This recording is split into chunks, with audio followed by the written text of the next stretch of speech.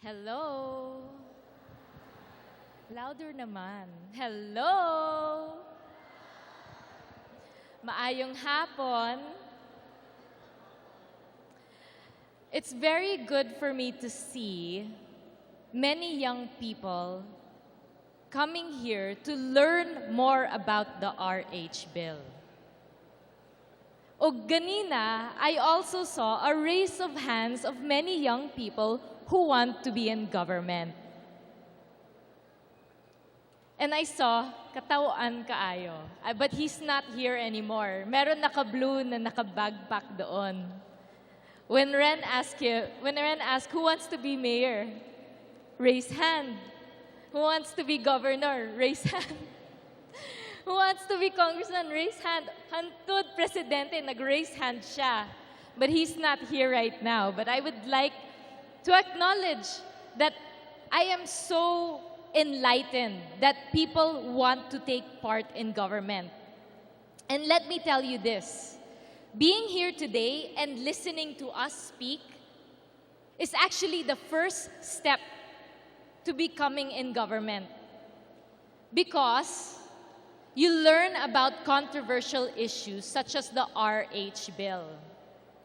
Of course, I'm sure a lot of you have so many questions. And I'm sure you see what is being said in media, sa imong Twitter. Kinsa nag-Twitter dire? Raise, I have a Twitter. Can I see who has Twitters? I'm always on my Twitter, 24/7. But I'm sure you see in your Twitter and in your Facebook those who are supporting the RH bill. And you are also thinking it seems like a good thing also. But have you read the RH bill? Can I see a raise of hands? Who has actually read every section ng RH bill? Only a few have raised their hands. So this is my job today. My job here today is to give you information. Whether or not you come out of this gymnasium supporting the RH bill or supporting the Yes to Life cause, that's up to you. After all, statesman po ako. It is not my job to impose on you what your conscience should tell you. And that it is not my job to impose on you what your conscience should tell you is the theme of my speech today. Who knows what the job of a legislator is? Comparar sa executive.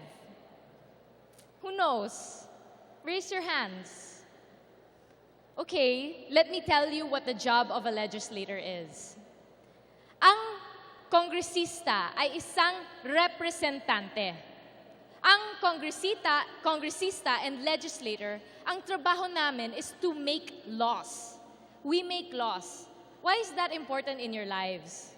You know, I have a hard time. Ako, nahihirapan talaga ako. As a young legislator, I'm new. It's my first term.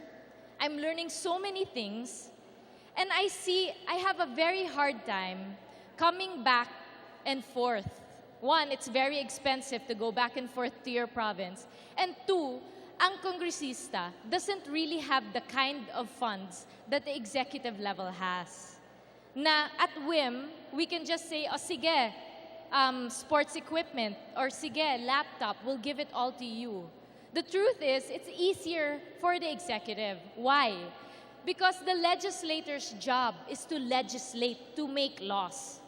And some of you might think, how does this affect my life? How does a law affect my life? It affects it greatly. What is a law? Let's go back to the basics. What is a law? A law creates the environment of your life. A law will tell you you're not allowed to jaywalk. A law will tell you you're not allowed to kill or murder people. A law will tell you what your rights are. And this is where conscience comes in. Who here has dignity? Can I see a raise of hands? May pagkatao ba kayo? Yes or no? Raise your hands. I want to see it. Do you know your dignity? Who believes, can I see a raise of hands? Who believes that dignity begins from conception to natural death? It is part of life. You are born with dignity. Who believes that? Because if you don't believe you are born with dignity, then you're telling me that somebody has to tell you na may dignidad ka. Someone has to tell you na may pagkatao ka. But the truth is, we all have dignity. Tao tayo lahat. And we demand respect because we are born with dignity. That is very important in a legislator's job. Because ang trabaho ko is to define your rights. You're not born with rights. Yes, you are born with dignity, but you are not born with rights. Ang trabaho ko is to define your rights. And that's why you should speak up. Because if you feel that the rights that I'm giving you, I have the power to give your right. That's how powerful a congresswoman and a congressman is.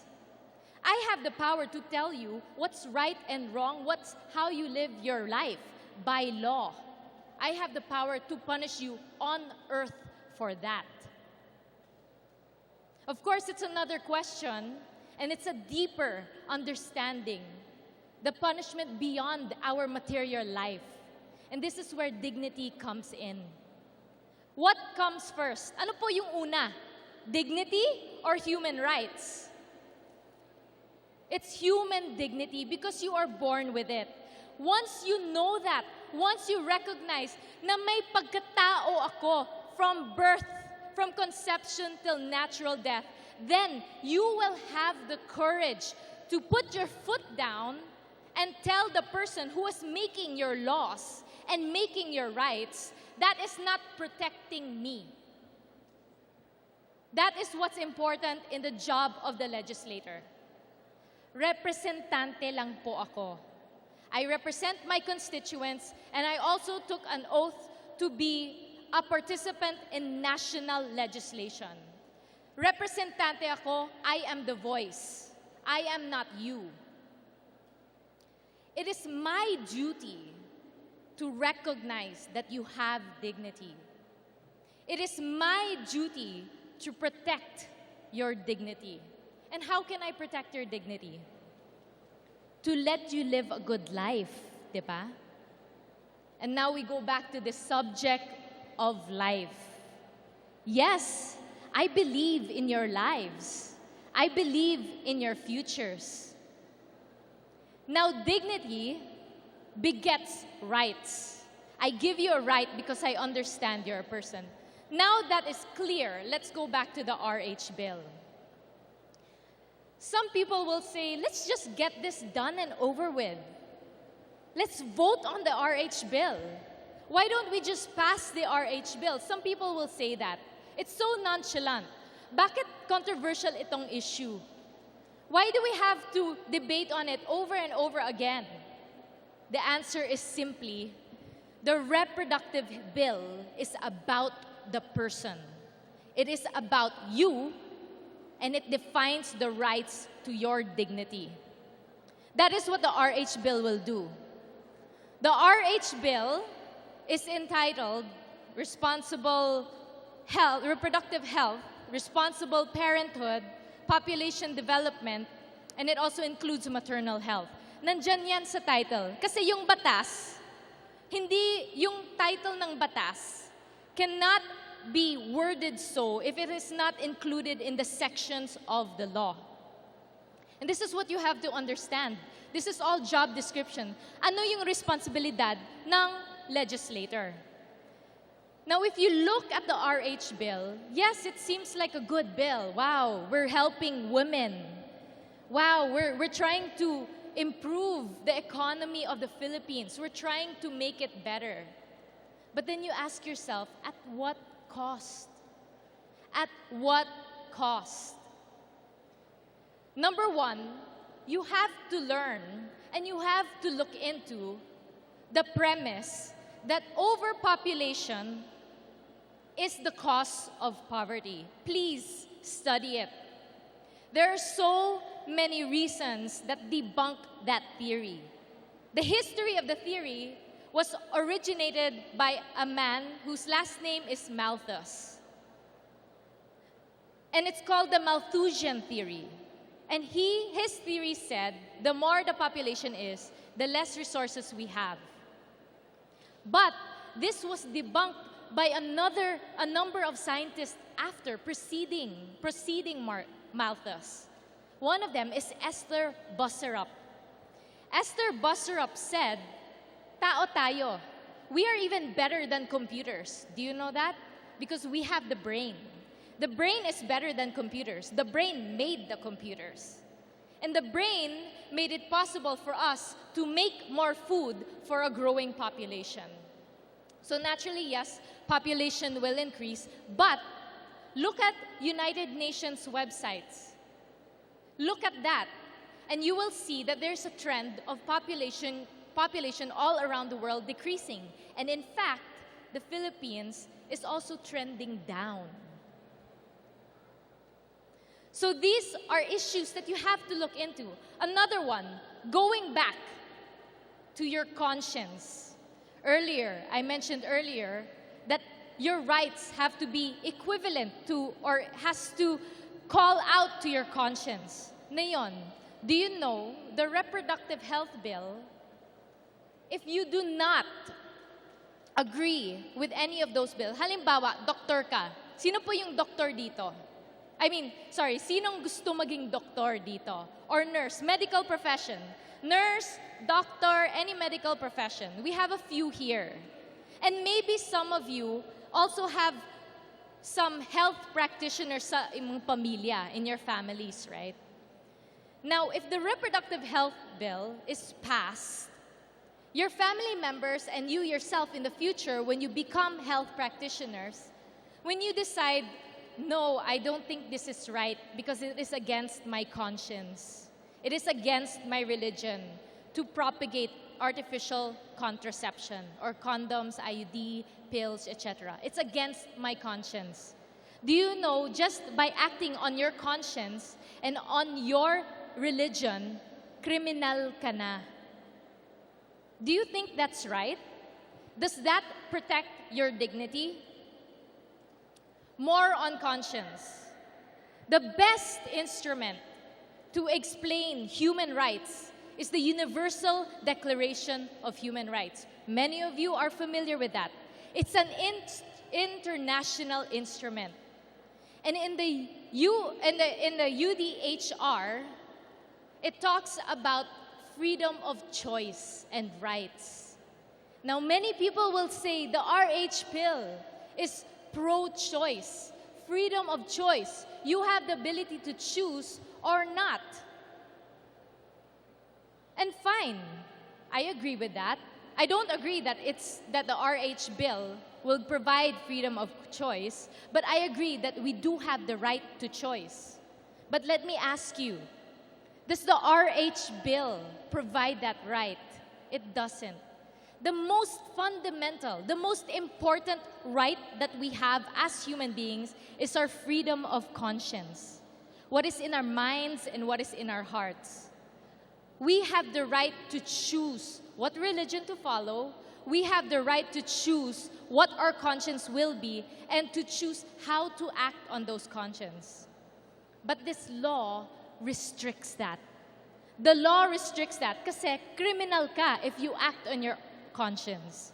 If we talk about freedom of choice, people should have the choice to, one, do whatever the reproductive health bill wants the Philippines to do or not. And this bill does not offer that.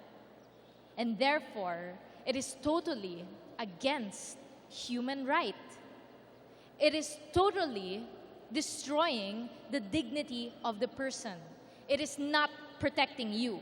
And as a representative of the state, where I am aware that my job is to protect the dignity of every Filipino, I have decided to oppose it.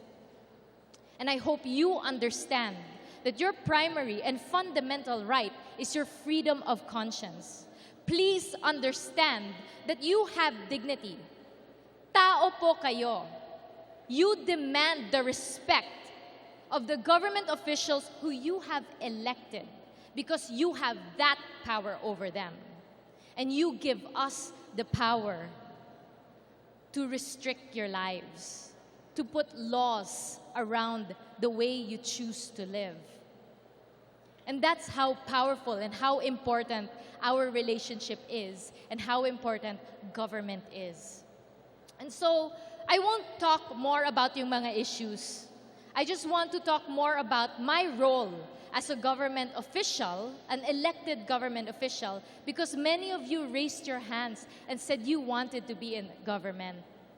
And I hope one day you will first understand the meaning, the definition of the dignity of the person, and the fundamentality of your freedom of conscience.